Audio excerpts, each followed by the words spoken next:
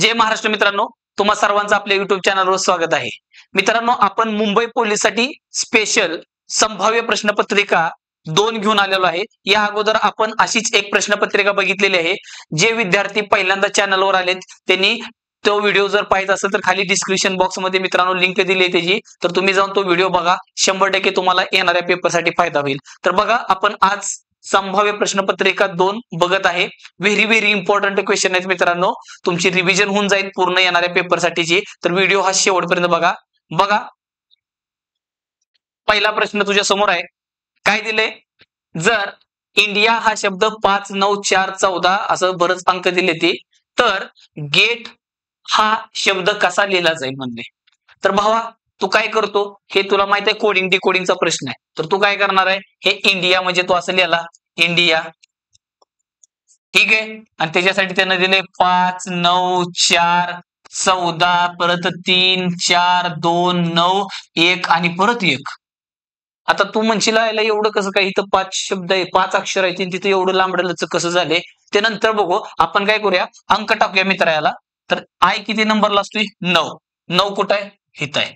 पुढं एन किती नंबरला आहे? 14. 14 कुठं आहे? हिथं. डी किती नंबरला असतो? 4. ओगीत आहे. त्यानंतर आय आय किती नंबरला आहे? 9. आणि ए किती नंबरला आहे? 1. आता त्यातला इथं लक्षात आलं असेल, अल्टरनेट आहे म्हणजे हा शेवटचा आहे.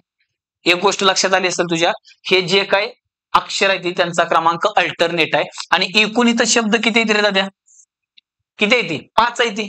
मग ह्याने काय केले, सुरुवातीला 5 लिहिले, परत 4, 3, 2 आणि 1 असं कमी कमी करत गेले. म्हणजे एकूण इथं किती येते?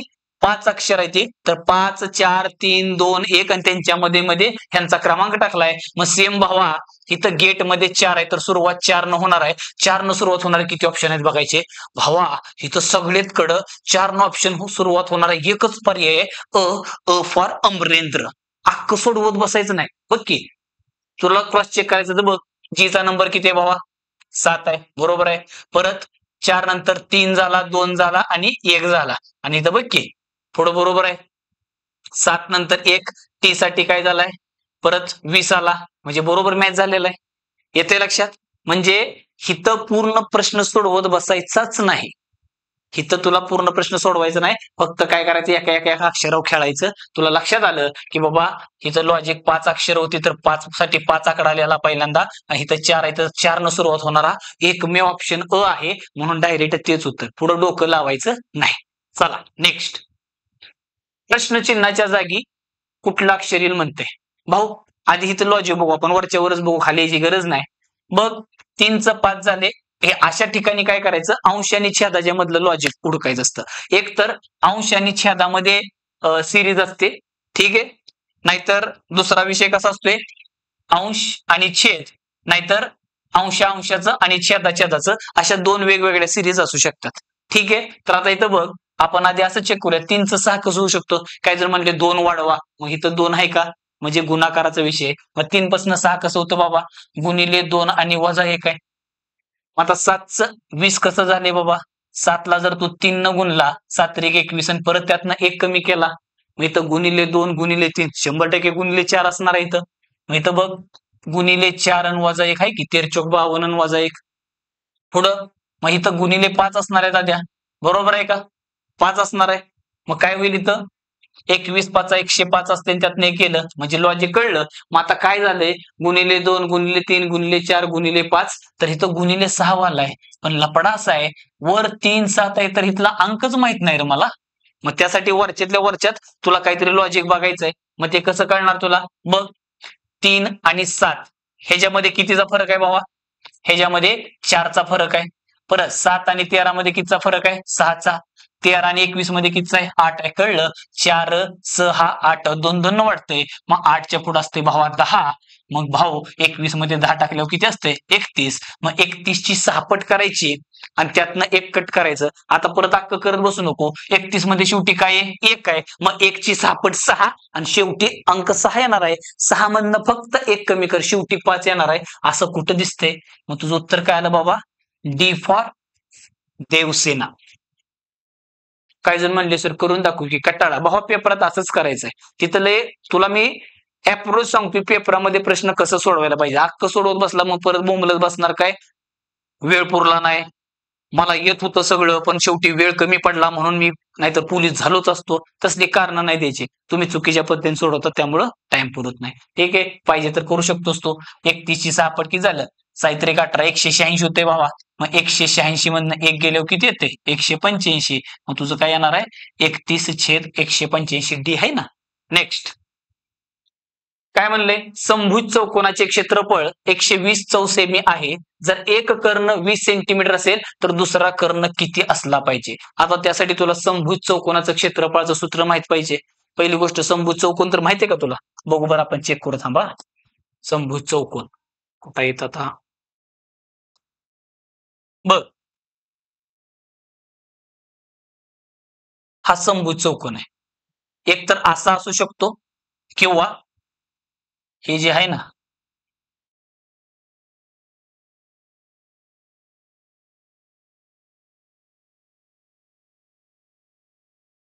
असा असू शकतो मित्रा. ठीक आहे, मग ह्या समभुज चौकोनाचं वैशिष्ट्य काय ते आधी बघ. समभुज चौकोनाचं वैशिष्ट्य मित्रा काय असते माहितीये का, सांग बरं मला कमेंट मध्ये सांगशील का. हा, तर त्याचं वैशिष्ट्य असते मित्रा, हे समभुज चौकोनाचे कर्ण आहेत ना एकमेकांचे काय असतात, लंब दुभाजक असतात. काय असले असतात, लंब दुभाजक.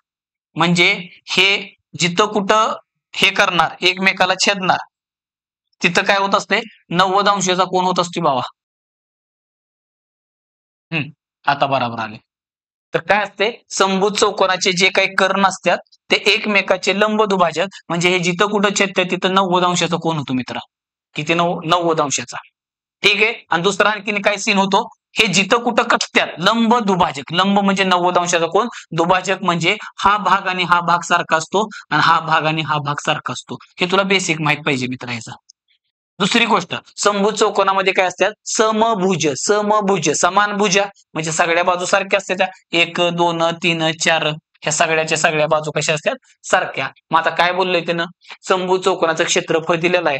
मग समभुज चौकोनाचं क्षेत्रफळ तुला माहित पाहिजे काय असते, 1/2 गुणिले दोन्ही कर्णाचा गुणाकार. मग ह्या पहिल्या कर्णाला मी D1 म्हणतो आणि दुसऱ्याला D2. डी का म्हणलं, डायगोनल, इंग्लिश मध्ये कर्णाला डायगोनल बोलतात. मग मी काय केलं D1 इंटू D2 केलं. ठीक आहे, पुढं आता पुढं काय केलंय त्यानं, एक कर्ण 20 दिलाय. मग चला क्षेत्रफळाच्या जागी क्षेत्रफळ लिही, 120 झालं. मग 1/2 त्यातला एक कर्ण दिलाय 20 आणि दुसरा काढायचाय. चल कापून टाकितलं इथं 10. मग D2 पाहिजे. मग D2 म्हणल्यानंतर काय होईल बाबा, एक काम कर, हे गुणाकारात इकडे नाही तर वरच्यावर 0 0 कापला तरी चालतंय. 120/10. तर दुसरा कर्ण काय झाला दादा, D2 बरोबर काय झाला, हा 0 काढला तर राहिलं 12. मग त्यानं विचारलंय काय, दुसरा कर्ण विचारलाय, मग तो किती आला 12 सेंटीमीटर. असं कुठं दिसतंय र, D, D for Diljale. Next काळकामचा क्वेश्चन आहे मित्रा, तू पेपर एकदा काढून बघ कुठलाय मुंबई, एक तुला काळकामचा प्रश्न बघाय भेटणार. ठीक आहे, काळकाम एक फेमस आहे धडा भावा, त्यामुळे त्यात एक क्वेश्चन असणार म्हणजे असते. तर बघ लक्ष दे, काय दिले, ए आणि बी एक काम अनुक्रमे 30 आणि 20 दिवसामध्ये करतात. आता ह्याला बिगर सूत्राचं सोडवायचंय, लक्ष दे कसं सोडवायचं. काय म्हणले, ए आणि बी एक काम अनुक्रमे, अनुक्रमे म्हणजे पहिलं ए न केलंय 30 दिवसात आणि बी न 20 दिवसात. तर ए 30 दिवसात आणि बी तेच काम काय करतो 20 दिवसात करतो. बरोबर आहे. मग आता काय होईल, पुढे जाऊन काय म्हणते, दोघांनी एकत्रित 6 दिवस काम केले आणि त्यानंतर अचानक एक काम सोडून निघून गेला तर बी ला राहिलेलं काम एकटं पूर्ण करायला किती वेळ लागेल म्हणते. आता बी ला दिलेले काम म्हणते, दिलेल्या म्हणजे तिथून पुढे राहिलेलं. ठीक आहे, तर एक काम करू आपण, ह्या दोघांचा आता बघा, ए न 30 दिवसात जे काम केले तेच काम बी न 20 दिवसात केले, म्हणजे दोघांनी केलेलं काम कसं आहे, सारखं आहे. पण काय केलंय माहितीये का, माहित नाही. मग काय करायचं अशा वेळेस, 30 आणि 20 चा घ्यायचा लसावी. लसावी म्हणजे बाबा 30 आणि 20च्या पाड्यामध्ये कुठली संख्या सारखी आहे, 60 आहे. मग मी काय केलं, एकूण काम 60 मानलं. मग भावा जर हा 30 दिवसात 60 काम करत असेल तर एका दिवसाला किती करतो, मग एका दिवसाला जे काम करतो त्याला म्हणतो आपण काम करण्याची क्षमता. मग हा 30 दिवसात 60 तर एका दिवसाला किती 2, आणि हा 20 दिवसाला 60 तर एका दिवसाला 3. आता त्यानं म्हणले तसं करायला चालू करायचं. काय म्हणते, त्यांनी सुरुवातीला 6 दिवस एकत्र काम केले.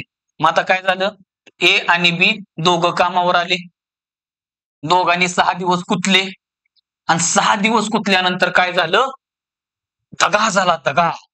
काय दगा झाला, एक काम सोडून पळून गेला. मग राहिला कोण, बी. मग बी बोंबलत नाही बसला, त्यानं राहिलेलं काम केलं असेल ना, तीच विचारले किती दिवसात करत.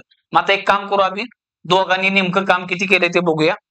मग आता बघ, ए आणि बी दोघं मिळून 6 दिवस काम करतात. मग आता इथं काय झालं, हे 30 दिवसात 60 करतो तर एका दिवसाला 2, म्हणजे ए ची कॅपॅसिटी त्याला आपण क्षमता म्हणतो. ए एका दिवसाला 2 करतोय आणि बी एका दिवसाला 3, तर दोघं मिळून एका दिवसाला करणार 5. असं 6 दिवसाचं बघ की, एका दिवसाला 5 तर 6 दिवसाला 30 असते. मग एकूण काम 60 होतं, त्यातलं 30 काम झालेलं आहे. मग शिल्लक किती राहिलं होतं, 30. मग आता हे शिल्लक काम कोण करणार आहे, एकटा बी. मग एकटा बी काय करतोय, एका दिवसाला 3 काम करायचंय 30. आता काय जाणार, हे समजत नसेल तर असं समजा झाडं लावायचं काम आहे. मग बी एका दिवसाला जर 3 झाडं लावत असेल तर 30 झाडं लावायला किती वेळ घेत असेल, 10 दिवस. 3 10 30, तर किती दिवसात भावा, 10 दिवसात करतो. मग एकटा बी ते राहिलेलं काम पूर्ण करायला किती दिवस घेणार आहे, 10 दिवस. A for Amarendra. घ्या संभाव्यतेचा प्रश्न आहे मित्रा, बघ कसं करायचं. फासा फेकल्यास 4 न येण्याची संभाव्यता काय म्हणते. एक असा फासा टाकला, फासा माहितीये का, अरे ती ठोकळा म्हण की ठोकळा, ती तुम्ही काय करता, सापशिडी खेळता, परत तुमच्या अजून लुडो लुडो लुडो तर सगळ्यांना माहिती आहे, लुडो किंग आहे ना. आता काय झाले, पहिलं ते पोरं उन्हाळा सुट्टीत गावाकडे ते तसलं घेऊन बसायचे, सापशिडी ते असायचं. पण आजकाल डायरेक्ट मोबाईल असते, डायरेक्ट गुर गुर लगेच चालू करतात, आहे का नाही, लुडो किंग. तर त्यातला जो ठोकळा असतो, तुम्हाला माहित असेल, त्याच्यावर 1 ते 6 अंक असतात, बरोबर आहे का.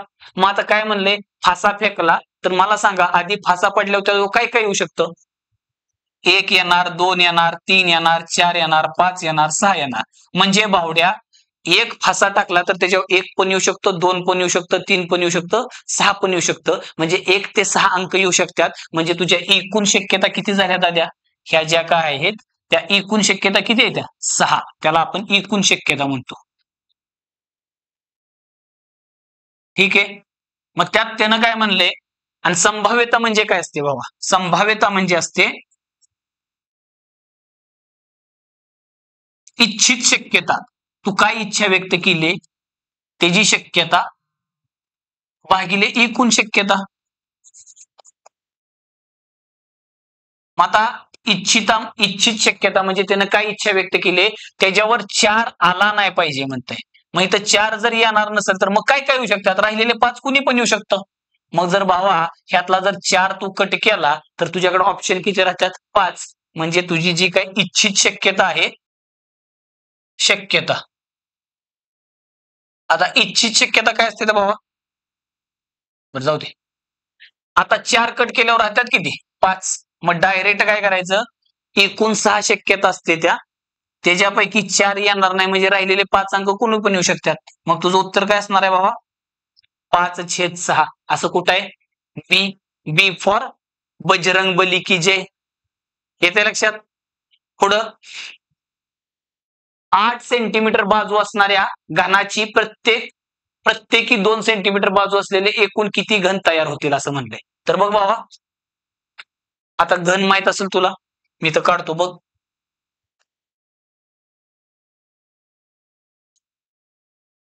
हो, हे असा घन असतो, येते लक्षात. हा, मग ही जी काही घन आहे ना, हे जी त्याची बाजू किती आहे, 8 सेंटीमीटर. ह्याचा अर्थ प्रत्येक बाजू 8-8 सेंटीमीटर असणार आहे. घनाच्या सगळ्या बाजू सारख्या असते त्या.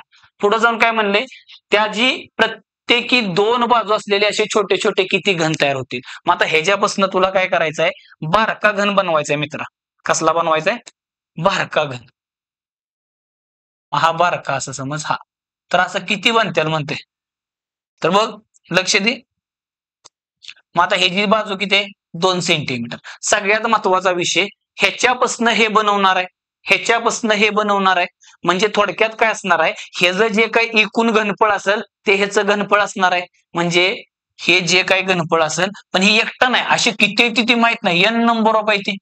असे एन ठोकळ असतील बारकं बारकं, ते आपल्याला यांची किंमत काढायची आहे. मग तुला माहित आहे घनाचं घनफळ काय असते, घनाचे घनफळ म्हणजे काय, बाजूचा घन. मग मी डायरेक्ट 8 × 8 × 8 लिहितो आणि इकडे ह्याचं घनफळ काय असणार आहे, ह्याचे बाजूचा घन. पण हा एक झाला, असे किती म्हणजे n काढायचंय तुला.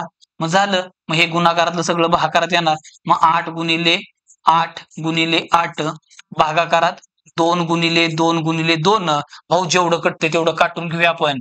तर बघ लक्ष दे, बेचोक बेचोक आणि बेचोक, 4 चोक 16 आणि 16 चोक किती झालं, 64. मग इथं बारकं बारकं ह्या मोठ्या 8 वाल्यापासून 2 किती घन बनतील, 64.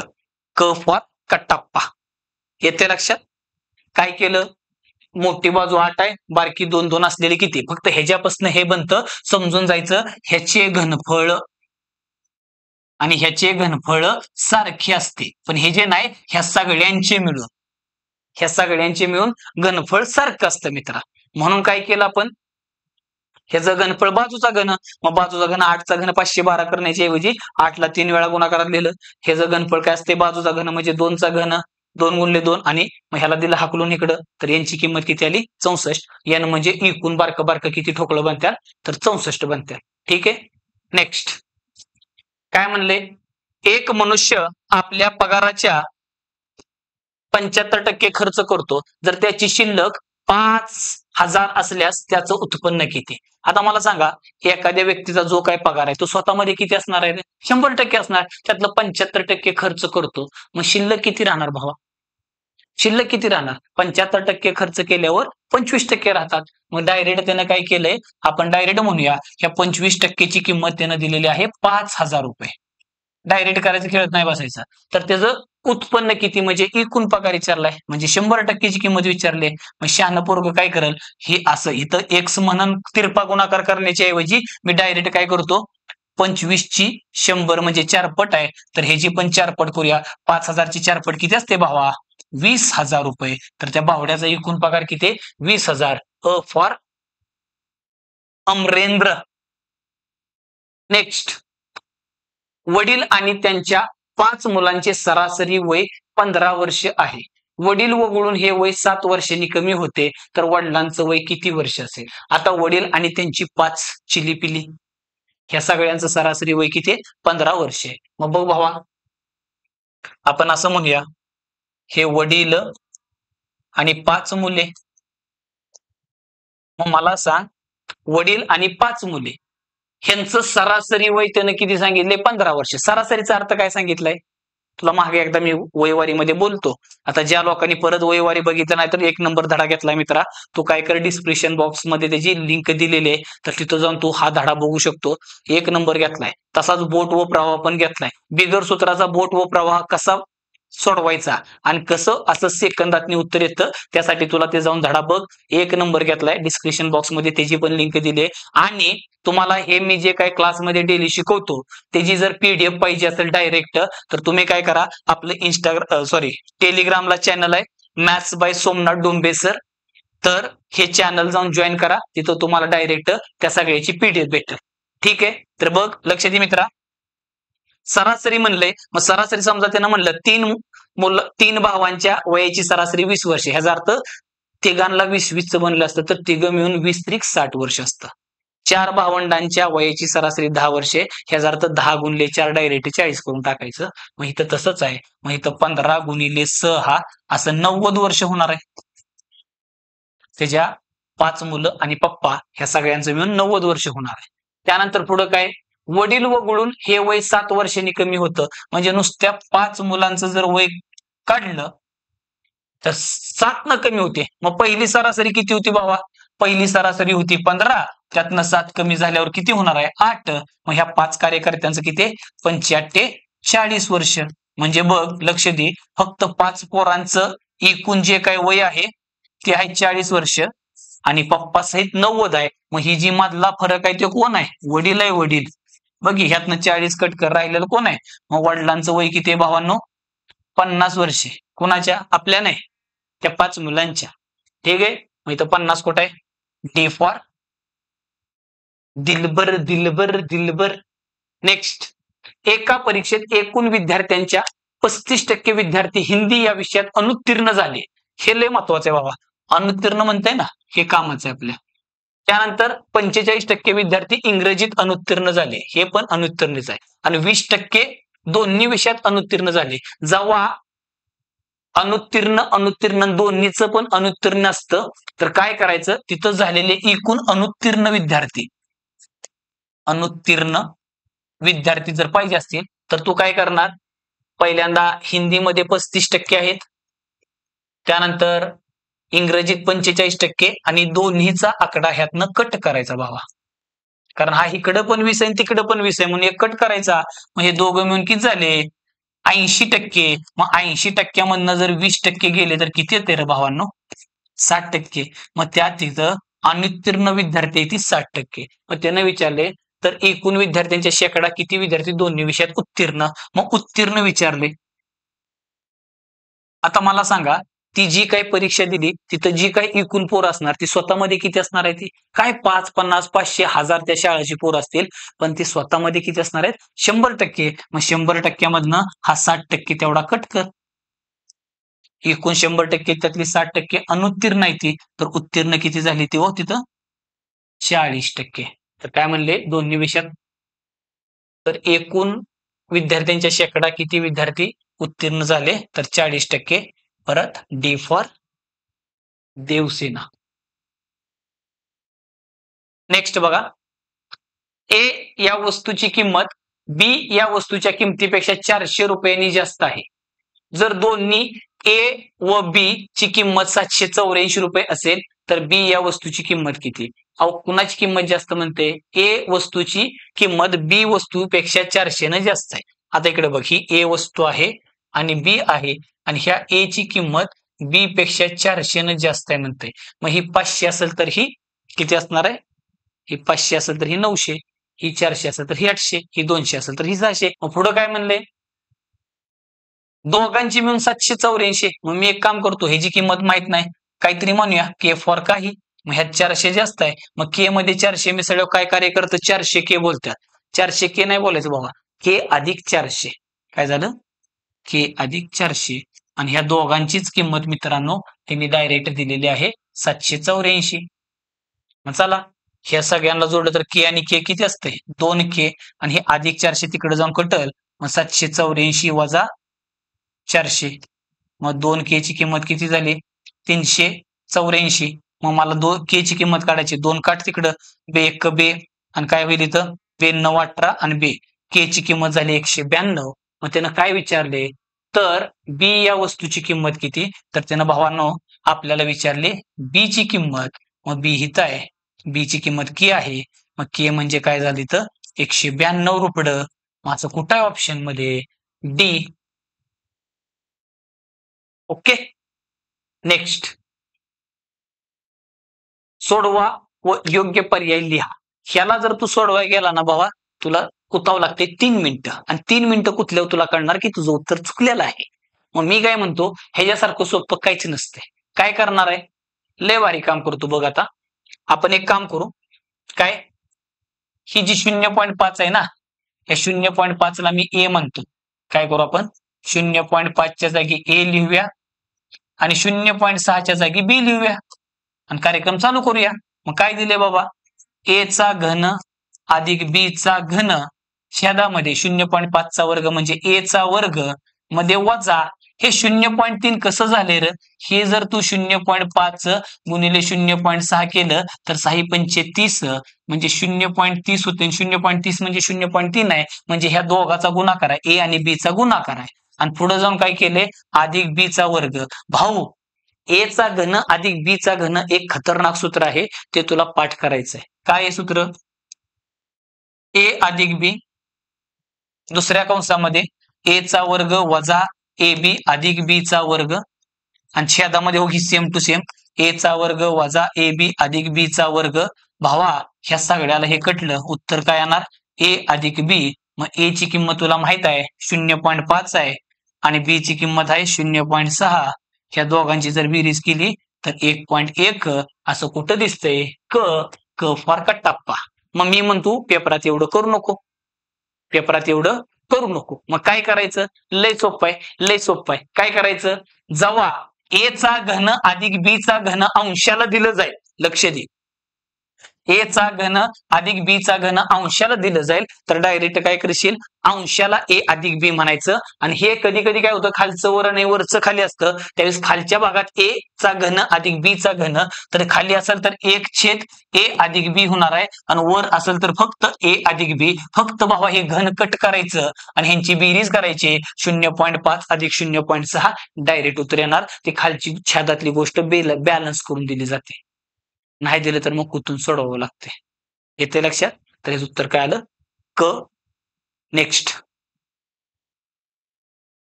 पुढचा प्रश्न. एका व्यापाऱ्याने एक पेन 75 रुपयाला खरेदी केला व 105 रुपयाला विकला, तर त्यास किती टक्के नफा झाला? बाबा काय ह्यात दम आहे कारण बघ काय म्हणतंय, त्यानं खरेदी केला किती रुपयाला, खरेदी किंमत आहे 75 रुपये, आणि विकलाय कितीला, 105 रुपयाला विकला म्हणते.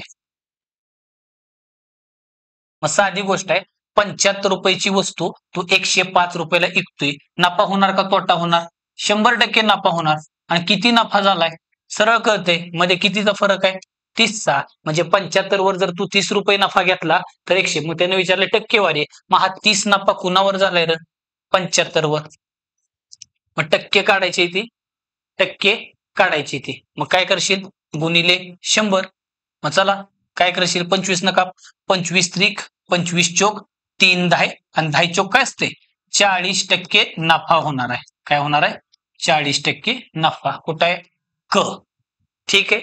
नेक्स्ट, जर 7 टेबल व 12 खुर्चीची किंमत 48,250 आहे, तर 21 टेबल व 36 खुर्च्यांची किंमत किती? बाबा लय सोपं आहे, जरा बघ त्याच्या पट्टीतलाच विषय. त्यानं सरळ काय म्हणते, 7 टेबल आणि किती खुर्च्या येत्या, 12 खुर्च्या येत्या. 7 टेबल आणि 12 खुर्च्या हे दोघं मिळून 48,250 रुपयाला आहे. ठीक आहे. मग त्यानं काय बोलले, 21 टेबल आणि 36 खुर्च्यांची किंमत म्हणते. मग साधी गोष्ट आहे, 7 टेबलाच्या ऐवजी 21 टेबल आहे ते, आणि खुर्च्या पण 36 आहे त्या. म्हणजे तुझ्या एक गोष्ट लक्षात आली का, हे जी फक्त टेबल आहे, दोघाची एकसारखी पट असेल तरच होते बरं का, इकडं पण टेबल इकडं पण टेबल, तर मग गप दिस नाही जी पण टेबल करायची. ठीक आहे. मग 48,250 ची टेबल करायची तुला, तर काय होणार बाबा, 0 3 5 15 3 2 6 आणि 1 7 8 3 24 ला 4 हातचे 2 आणि 4 3 12 आणि 2 14. मग काय होईल, 1,44,750. कुठं दिसते बाबा, परत क चालले. येते लक्षात? पुढं नेक्स्ट काय म्हणते, सोडवा व योग्य पर्याय लिहा. भावा असले प्रश्न लय महत्वाचे असतात. ठीक आहे. हे जो प्रश्न तुझ्या समोर दिसतोय, ह्याला कसं सोडायचं बघ, लय सोपं आहे. त्यासाठी तुला थोडं घातांकाचं 2-4 नियम माहित पाहिजेत, नाही तर लय अवघड होऊन जाईल तुझं.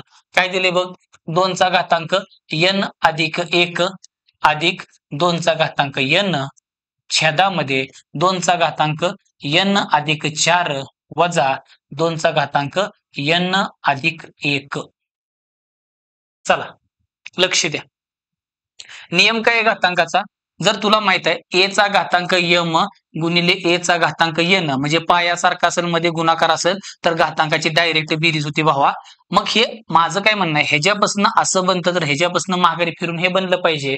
मग जर तू असं दिसलं कुठं ए चा यम अधिक n, तर तू त्याला डायरेक्ट लिहायचं ए चा यम गुणिले ए चा n. मग इथं मी तेच करतोय, ह्याला काय करतो, 2 चा घातांक n गुणिले 2 चा घातांक 1 अधिक इथं फक्त 2 चा n आहे, छेदामध्ये 2 चा n अधिक 2 चा 4 आणि इकडं वजा 2 चा n गुणिले 2 चा काय होईल 1. मग एक काम करतो मी, काय काम करायचं आता, हे जे आहे ना, ह्या दुईकडे हे दोन्हीकडे सारखं दिसतंय त्याला घे बाहेर. मग 2 चा घातांक n कॉमन निघलं, आत काय 2 चा घातांक 1 म्हणजे 2 असतं, आत काहीच नाही म्हणजे 1 असते. ठीक आहे. पुढं ह्यातनं पण 2 चा, एक मिनिट इथं चुकून मी अधिक केलेलं आहे, तर ते अधिक नसून द्या, तिथं काय असतं गुणिले असते ना भावा, आता सांगितलं, इथं काय गुणिले. ठीक आहे. मग झालं. मग इथं खाली पण काय होईल, 2 चा n बाहेर घेतला तर आत राहिला, 2 चा घातांक 4 म्हणजे डायरेक्ट 16 लिहितो, वजा 2 चा घातांक 1 म्हणजे 2च झालं. मग भाऊ ह्या 2 च्या n ला 2 चा n कटला, मग काय शिल्लक राहिलं भावा, काय शिल्लक राहिलं? इथं शिल्लक राहिले फक्त वर 3 आणि खाली 16 वजा 2 काय असते 14. मग 314 कुठे दिसतंय का? बी फॉर बाहुबली. ठीक आहे मित्रांनो, व्हिडिओ आवडला असेल तर तुम्ही लाईक करा. ठीक आहे, आणि कमेंटमध्ये तुम्हाला हे जे जे काय आन्सर जर तुम्ही सोडवले तर मला पाठवा. ठीक आहे, पुढं बघ काय दिले. 3 मित्र एका वर्तुळाकृती मैदानाभोवती धावून एक फेरा अनुक्रमे 12, 18, 20 सेकंदात पूर्ण करतात, तर किती मिनिटानंतर तर ते तिघे प्रारंभिक बिंदूत भेटतील. आता बघ, हे असं वर्तुळाकार मैदान आहे. ठीक आहे, आणि 3 मित्र आहेत ते. असा समज हा पहिला आहे. ठीक आहे, हा दुसरा आहे आणि तिसरा. तिसरा सगळं इचरा. ठीक आहे ना. हा, मग हे 3 मित्र असे फिरायला लागले. मग यातला एक जण काय करतोय, हे पहिला वाला असं समजा, हा जो पहिला मित्र आहे, हा पहिला वाला मित्र 12 सेकंदात एक राऊंड पूर्ण करतो. हा दुसरा वाला 18 सेकंदात राऊंड पूर्ण करतोय आणि हा तिसरा 20 सेकंदात करतोय. म्हणजे हा इथनं इथं याला 12 सेकंद, हा 18 सेकंद आणि हा. मग एकदम तिघ जण पळायला चालू केले तर किती वेळानंतर ते परत एका रेषेत येतील म्हणले. ठीक आहे, एका रेषे किंवा तिथंच प्रारंभिक बिंदूमध्ये. मग काय करायला सांगितले तुला, तर लय सोपं आहे बाबा. काय करशील, हे 20, 18 आणि 12 ह्या तिघांचा घ्यायचा लसावी. काय करायचा, लसावी घ्यायचा. लसावी म्हणजे तिघांचा पाडा म्हणायचा असतो. तर 20 आणि 12चा लसावी 60 आहे. मग राहिला कोण, 18 आणि 60. मग ह्या दोघाला जेवढं कटतंय तेवढं काटूया आपण. 6 कटतंय, 6 18 आणि 6 आहे 60. तर 180 सेकंदानंतर ते काय होणार आहेत मित्रा, भेटणार आहेत. मग 180 सेकंद म्हणजे किती असते बाबा, 3 मिनिट. मग 3 मिनिट कुठे आहे, ड ड फॉर देवसेना. नेक्स्ट, एक रेल्वे सरासरी 40 किलोमीटर प्रति तास या वेगाने धावल्यास अंतिम ठिकाणी वेळेवर पोहोचते. जेव्हा तिचा सरासरी वेग 35 किलोमीटर प्रति तास होतो तेव्हा ती तिच्या अंतिम ठिकाणी 15 मिनिटं उशिरा पोहोचते. तर रेल्वेने कापलेलं अंतर किती? बघा, लक्ष द्या, काय विषय झालाय. रेल्वेनं काय कांड केले तेवढं बघा. आता हे सुरुवात म्हणजे पहिल्यांदा वेग आहे तो, आणि नंतर वेगाचा विषय दिलेला आहे. मग काय झाले, एक रेल्वे सुरुवातीला 40 किलोमीटर प्रति तास वेगानं धावते सरासरी. म्हणजे आता कंटिन्यू मला सांगा, तू जर गाडी चालवायला लागला कंटिन्यू 40 न गाडी पळवतो का? कधी 60 असते, कधी 40 असते, कधी 100 असते, आहे का नाही, कधी 10-20 असते. पण सरासरी म्हणजे सगळा मिळून मी थोडक्यात 40 त्या रेल्वेचा वेग आहे असा अर्थ घ्यायचा. ठीक आहे, त्यानंतर तिचा सरासरी वेग परत 35 झाला. आता मला सांगा, 40चा वेग 35 झाला म्हणजे वेग काय झालाय, 100% कमी झालाय आणि अंतर तर तेवढंच कापायचं आहे. मग ज्यावेळेस रेल्वेचा वेग कमी होतो तर 100% लागणारा वेळ जास्त असतो. कधी, जर मधलं अंतर सारखं, म्हणजे पुण्यासनं मुंबईला चालल्या दोन्ही रेल्वे मधलं अंतर सारखं आहे, एक 40 जाते दुसरी 35, तर 35 जाणारे 100% लेट जाणार आहे. मग त्यामुळेच त्यानं काय म्हणलंय, ही 15 मिनिटं उशिरा पोहोचते. मग आपल्याला काय करायचंय, हिला किती वेळ लागला माहित नाही, हिला किती वेळ लागला माहित नाही. मग काय करशील, वेळ काढायचा आहे. मग त्यासाठी आपण काय करू, ह्या दोघांचं गुणोत्तर घ्यायचं. कारण तुला माहित असेल, नसल माहित तर मी सांगतो, ज्यावेळेस मधलं अंतर सारखं असतं, जे काही वेगाचं गुणोत्तर आहे त्याला जर तू क्रॉस केला म्हणजे व्यस्त केलं तर तुला वेळेचं गुणोत्तर भेटतं. मग काय होईल, इथं 45, 5 7 35. मग ह्याला जर तू व्यस्त केलं तर 7 8. मग हिला 7, आता हे 7 म्हणजे 7 तास नाही, 7 भाग. 7ची किंमत काही असू शकते. हिला 7 भाग वेळ लागतो आणि हिला 8 भाग लागतो. मग ती म्हणते ही हिच्या ठिकाणी 15 मिनिटं उशिरा पोचते. मग ही 7 भागात चालले 8 भागात, म्हणजे 1 भाग उशिरा. म्हणजे तुला कळलं असेल, इथं मध्ये जे काय फरक आहे तो एका भागाचा आहे आणि तिला लागल्यात 15 मिनिट. मग एका भागाची किंमत जर 15 मिनिटं असेल तर तिनं काय विचारले, अंतर. मग तो इकडे जा नाही तर इकडे जा, दोन्हीकडनं सारखं जाणार आहे. मी सोपं इकडे येतंय, 15 8 120 मिनिटं. मग भाऊ मला सांग, रेल्वे 35 किलोमीटर प्रति तास वेगानं जाते एका ठिकाणाहून इकडून, इकडून काढलं तरी चालते 15 7 105, पण वेग असेल 40 किलोमीटर प्रति तास. मग मला अंतर काढायचं आहे. मग अंतर म्हणजे वेग गुणिले वेळ असतं. मग आपण तसं न म्हणता डायरेक्ट म्हणूया, हिचा वेग आहे 35 किलोमीटर प्रति तास. मग 120 मिनिटात किती तास असतात भावा, 2 तास असतात. मग मी सरळ म्हणणार, 35 किलोमीटर जर ती एका तासात जात असेल तर 2 तासात किती जात असेल हो, 2 तासात किती जात असेल? 1 ला 2 डबल आहे तर 35 ची डबल काय झाली? 70 किलोमीटर. तर त्या रेल्वेनं किती अंतर कापलेलं आहे? 70 किलोमीटर. येते लक्षात? नेक्स्ट बघा, लक्ष द्या. काय दिले? अ आणि ब एक काम 30 दिवसात पूर्ण करतात. काय म्हणले बघ बाबा? हे जे थोडं पुढं घेतो. ओके. तर बघ काय म्हणले? अ आणि ब हे दोघं मिळून ते काम काय करतात? 30 दिवसात पूर्ण करतात. त्यानंतर पुढं काय झाले? ब आणि क म्हणले. ब आणि क हे दोघं मिळून 24 दिवसात पूर्ण करतात. आणि क आणि अ म्हणले. क आणि अ ते काम काय करतात? 20 दिवसात पूर्ण करतात. मग भावा, ह्या दोघाच्या ग्रुपनं, ह्या दोघाच्या ग्रुपनं, ह्या दोघाच्या ग्रुपनं केलेलं काम सारखं आहे. म्हणून काय करायचा? ह्या सगळ्यांचा घ्यायचा लसावी आणि तो किती असतोय? 120 असतो. ह्या तिघांचा लसावी 120 आहे. मग झालं, एकूण काम आपण 120 मानलं. मग हा 30 दिवसात जर 120 करत असेल तर एका दिवसाला दोघे मिळून किती करतात? 4. हा 24 दिवसात 120 तर एका दिवसाला 5 आणि हा 20 दिवसात 120 तर एका दिवसाला 6. आता इथनं गणिताची सुरुवात झाली, पण त्यासाठी आधी तिघं मिळून एका दिवसाला किती करतात बघूया आपण. तिघे मिळून एका दिवसाला. आता बघ, तिघे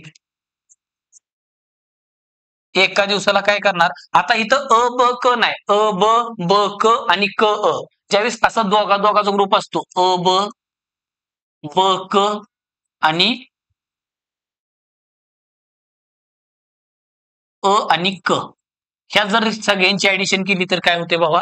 2 अ 2 ब 2 क, त्यातलं 2 काढायचं आणि फेकून द्यायचं. मग काय होतं? एका दिवसाला ह्या तिघांची बेरीज करायची. 6 आणि 4 10 आणि 5 15, 15 4 10 असते भावा 7.5. तर तिघं मिळून काय करायचं? जेव्हा असं ग्रुपमध्ये येतं अ ब ब क आणि अ क, तर त्यावेळेस काय करशील? ह्या सगळ्यांची बेरीज कर, जे काही येईल ते अर्ध अर्ध केले ह्या तिघांचं काम असतं एका दिवसाचं. मग आता पुढं त्यानं काय म्हणलंय? तिघे मिळून तर एकटा क म्हणते. मग क ची पण कॅपॅसिटी काढावं लागणार आहे. तिघे. मग आता क साठी काय करणार? क एका दिवसाला. मग क ची किंमत काढायसाठी तो काय करशील? तिघांची किंमत 7.5 आहे. त्यातनं अ आणि ब कट कर. मग ह्या 7.5 मधनं जर तिघे मिळून 7.5 आहेत, तिघे मिळून 7.5 आहेत, त्यातला अ आणि ब चा वाटा 4 आहे. मग राहिला क. ही तिघ आहे ना बाबा, अ ब क आहे. तिघांची कॅपॅसिटी 7.5, त्यातला 4 गेला तर खाली किती राहतोय? 3.5. तर क ची कॅपॅसिटी 3.5. चला, मग आता काय म्हणलंय त्यानं? सुरुवातीला ते तिघांनी एकत्रित काम केलं म्हणजे अ ब आणि क तिघ जण एकत्र आले आणि असं किती दिवस कुठले? 12 दिवस.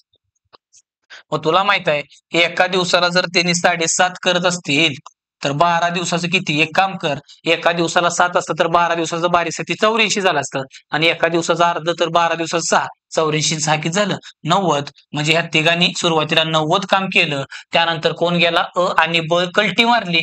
मग अ ब मेला नाही, गेला. काम सोडून गेला. मग राहिला कोण? क. मग क न राहिलं काम किती? 120 काम आहे. त्यातलं 90 झालेलं आहे. शिल्लक किती राहिलं? 30. मग आता हे 30 काम कोण करणार आहे? क. मग क काय करतो? एका दिवसाला 3.5 करतो. इथं काढली कॅपॅसिटी. करायचंय 30. दिवस काढायचे. डी म्हण, तिरपा गुणाकार कर. तर डी बरोबर काय होईल भाऊ? डी बरोबर काय होईल? तिरका 30 एक 30 आणि भागाकारात 3.5 आहे. मग ज्यावेळेस छेदामध्ये 3.5 येतं तर वर खाली 2 न गुणलं तरी चालतं. मग डायरेक्ट 2 न गुण. मग वर 2 न गुणले की 60 होतंय आणि खाली 2 न गुणले की 7 होते. मग 7 न काप, काय होईल? 7 8 56. 56 गेले की राहिलं 4/7. मग एकटा क ते काम काय करणार? 8.4/7 दिवसात पूर्ण करणार आहे. 3 नंबरचं ऑप्शन आहे मित्रा. तर तिघ जणचा ग्रुप आला तर तुला असं करावं लागेल. ठीक आहे, लक्ष दे पुढं. नेक्स्ट काय दिले? खालील पदावलीचं निरीक्षण करा आणि या पदावलीत याच क्रमाने 29 पद दिली ती भावा. तर या पदावलीची किंमत किती? आता आपण काय करू? जरा निरीक्षण करूया. 29 म्हणले. आता जरा लक्ष दिलं.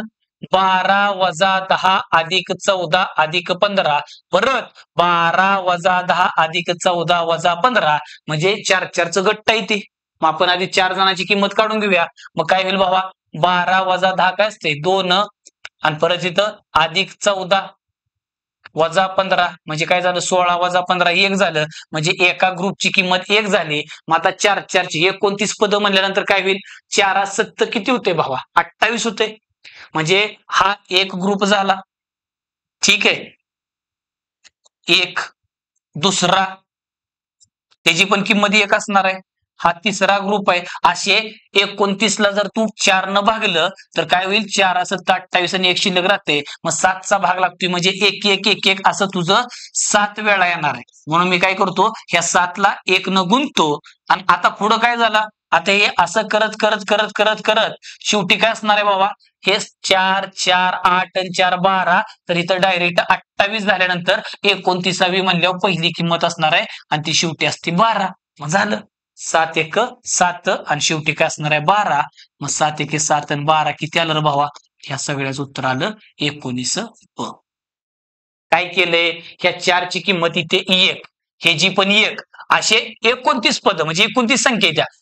ह्या 4 ची किंमत 1 मग 4 4 चे किती बसते 4 1 4 4 2 8 4 3 12 4 7 28 म्हणजे 4 4 चे बरोबर 7 ग्रुप होत्यात. एका ग्रुपची किंमत 1 आहे तर 7 ग्रुपची 7 1 7 आणि 28 झाल्यानंतर परत फिरून पहिलाच येते. म्हणून 7 1 7 आणि 12 19 असं डायरेक्ट गाप दिशेने उत्तर येते. जरा छानपैकी कॅल्क्युलेशन कर लक्षात येईल. पुढं काय दिले म चा पगार ग च्या दुप्पट आहे. बघ आता काय बोललंय ही म आणि तर ग हा म चा पगार ग च्या दुप्पट आहे. आता ग चा पगार माहित नाही आपण फक्त ह्याचा जेवढा आहे त्याच्या डबल ह्याचा एवढं ध्यानात ठेव. पुढं र चा पगार म च्या 4/5 आहे. काय म्हणले र चा पगार म च्या आता इथं म दिलाय आणि इथं र आहे आणि इथं 4/5 म्हणलंय म्हणजे जिकडून बाण चालू झाला ना भावा इथं 5 मानलं आणि इकडं जिकडं बाण संपतो तिकडं 4 मानायचा. ठीक आहे. मग आता गंमत काय झाली हे ज्या डबल हे आणि हे इकडं 4/5 आहे. मग आता मला सांगा कुणाची डबल 5 असते 2.5ची असते. कुणाची डबल आहे हा. मग आता पुढे जाऊन काय म्हणलंय ते ना आता ह्या सगळ्यांच्या पगाराची दुप्पट जर केली तर त्या सगळ्यांचा पगार एवढा होतोय. मग आता ह्या प्रत्येकाची डबल करूया. मग हे जी डबल केली तर किती होते 10 हे जी डबल केली तर किती होते 5 आणि हे जी डबल केली तर किती होते 8. मग आता ह्या सगळ्यांची बेरीज कर 10 8 18 आणि 5 काय झालं 23. मग हे 23 म्हणजे 23 भाग असतं मित्रा. मग ह्या 23 भागाची किंमत त्यानं दिली 23,000. मग एका भागाची किंमत किती होईल लगेच कळते बाबा 23 जणाला 23,000 तर एक जणाला 1,000 होईल का नाही. मग इथं 1,000 येणार आहे. मग त्यानं कुणाची किंमत विचारली आता तर ग आणि र च्या पगाराचे गुणोत्तर किती. तर अरे देवा पगाराचं गुणोत्तर विचारल्यावर ह्याची काही मतलबच नाही. काय बोललं होतं त्यानं ग आणि र च्या पगाराचं गुणोत्तर ते इथंच होते ग आणि र च्या पगाराचं गुणोत्तर. प्रश्न आपण नीट वाचला नाही प्रश्न आधी वाचत जा मित्रा. तर काय विचारले हे पैसे काढायची गरजच नाही डायरेक्ट त्यानं इथंच गुणोत्तर होते ग आणि र ह्या दोघांच्या पगाराचं गुणोत्तर डायरेक्ट 5/60 येते. मग कुठे आहे 4 नंबरचा ऑप्शन आहे. येते लक्षात ही जी शानपणा केला ही करायची गरज नव्हती. ठीक आहे. पण जर समजा विचारलं असतं की म चा पगार किती तेव्हा तुला गरज पडली असती. 1 भागाला 1,000 तर 10 भागाला 10,000. ओके आलं लक्षात हे काय केले 5/8. पुढं काय दिले 5 वर्षापूर्वी अमनचे वय नमनच्या वयाच्या निमपट आहे आणि सध्या म्हणजे आज आहे. वयवारी तुला मी मगाशीच बोललो एकदम खतरनाक घेतलाय मित्रा. फक्त तू डिस्क्रिप्शन बॉक्स मध्ये जा आणि ती व्हिडिओ बघून घे तुला वयवारीमध्ये परत काय अडचण येणार नाही. बघ आता काय म्हणलंय अमन आणि नमन. मग अशी नावं दिली की एका खाली एक लिहायची तुला सांगितलं होतं अमन आणि नमन. मग काय होईल अमन आणि नमन यांच्या वयाचे 5 वर्षापूर्वीच म्हणते म्हणजे वर्षापूर्वी म्हणले की आज पुढे लिहायचं तुला सांगितलं होतं. मग 5 वर्षापूर्वी मग इथनं 5 वर्षापूर्वी काय सांगितलंय अमनचं वय नमनच्या निमपट आहे. कोण निमपट आहे अमन. निम्मा म्हणजे अर्धा. मग हा 2 असेल तर 1 मानायचा 4 मानला तर 2 पण कापल्यावर परत 1 आणि 2च येते. परत काय म्हणते सध्या त्यांच्या वयाचे गुणोत्तर 3:4 आहे. तर अमनच्या व नमनच्या सध्याच्या वयातील फरक किती म्हणते भावा. आता काय विषय नाही बघ आता 1 आहे इथं 3 आहे. मग 1 आणि 3 मध्ये कितीचा फरक आहे आधी बघ.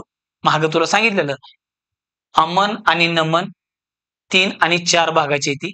5 वर्ष गेले की अमन 1 भागाच होते आणि ही 2 भागाच होते. मग मला सांगा ह्या दोघांच्या मध्ये कितीचा फरक आहे? 2चा. आणि इथं पण कितीचा आहे? 2चा. मग वरचा आणि खालचा फरक सारखा असेल तर आपण डायरेक्ट म्हणून हे 2 भाग किंमत 5 वर्षाबरोबर असते. मग आपण डायरेक्ट म्हणूया 2 भागाची किंमत जर 5 वर्ष असेल तर त्यानं म्हणले अमन आणि नमनच्या सध्याच्या वयातील फरक, सध्या म्हणजे आज, ह्या दोघांच्या मध्ये कितीचा फरक आहे मित्रा? एकच भागाचा आहे. मग तू डायरेक्ट करायचा 2 भागाला 5 वर्ष तर एका भागाला 2.5 वर्ष म्हणणार तू. मग 2.5 म्हणजेच काय दाद्या? 2.5 म्हणजे असते 2 वर्ष आणि त्याला आपण 6 महिने म्हणतो. ठीक आहे. 2.5 म्हणजेच काय असते? 2 वर्ष आणि 6 महिने. असं कुठं आहे भावा? 2 नंबरचं ऑप्शन आहे. येते लक्षात? मित्रांनो, आज आपण जे काही क्वेश्चन घेतले ते एकदम महत्वाचे आहेत. तुम्ही परत एकदा जाऊन त्याला रिवाइज करा आणि तुला मागाशी सांगितल्याप्रमाणे आपलं टेलिग्राम चॅनल आहे maths bye Somnath Dombe sir. तर मित्रा, आज जे काही आपण शिकवलं त्याची नोट्स डायरेक्ट तुला टेलिग्राम चॅनलवर भेटून जाईल. तिकडे पीडीएफ फॉर्म मध्ये तुला काही स्क्रीनशॉट काढायची गरज नव्हती. तरी पण काढायचं काढू दे, काही विषय नाही. पण जाऊन तिकडं पीडीएफ काय कर, डाउनलोड कर आणि अजून जेवढे प्रॅक्टिस करता येईल तेवढे करा. आणि मुंबईचा पेपरसाठी मित्रांनो जेवढे जास्तीत जास्त क्वेश्चन पेपर सोडवता येतील सोडवा. कारण मुंबईचा पेपरला आता जास्त टाइम राहिलेला नाही. तर माझं स्पष्ट मत आहे, तुम्ही काय करा, रोज टाइम लावून कमीत कमी 2 तरी पेपर सोडवले पाहिजेत. कमीत कमी 2 बोलतोय. तिथनं पुढे काय जर म्हणले मी 3 आणि 4. आणि आता जास्त काही नवीन करायची गरज नाही. तुम्ही आजपर्यंत जे काही केलं होतं तेच फक्त बघा, रिवाइज करा आणि जास्तीत जास्त जरा करंट अफेअर्स बघा, चालू घडामोडी. आणि दुसरा राहिला विषय काय, जरा शब्द वगैरे पाहिजे तर ते बघ. आता दुसरं जास्त काय करायचं नाही. आता फक्त क्वेश्चन पेपर सोडायचे. आता जास्त लोड घ्यायचा नाही. जेवढा रिलॅक्स मध्ये जेवढा अभ्यास होतो तेवढा करायचा. ज्या पोरानं वर्षभर काय केलं नाही, शेवटच्या 2 दिवसात कुठून काय करू शकतो. ठीक आहे. त्यामुळं आज झालेले गणित व्यवस्थित तेवढे बघा. आणि तुम्हाला आजचं लेक्चर कसं वाटलं मित्रांनो, कमेंट करून सांगा. आवडलं तर लाईक करा, शेअर करा आणि आपल्या चॅनलवर जर तुम्ही नवीन असाल तर आपल्या चॅनलला सबस्क्राईब करा. धन्यवाद. जय महाराष्ट्र.